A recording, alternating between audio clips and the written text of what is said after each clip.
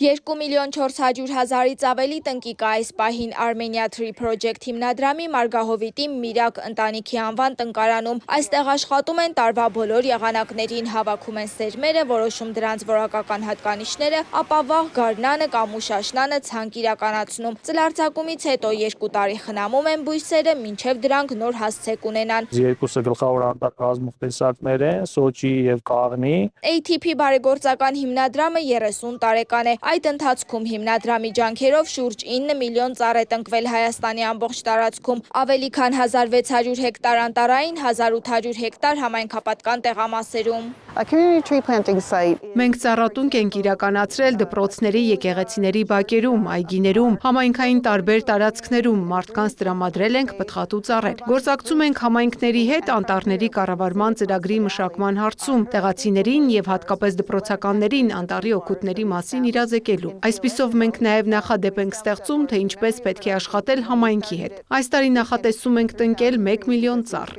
Հիմնադրամի բնապահպանական անտառ վերականգնման ծրագրերը Լոռու մարզում նպաստել են էկոհամակարգի վերականգնմանը։ Մարգահովիտի տնկարանում աճեցված տնկիներով անտառապատվել են մարզի 16 բնակավայրի տարածքներ, հիմնականում Տաշիր, Սպիտակ եւ Լոռիբերդ համայնքներում։ 90-ական թվականներից հետո բավականին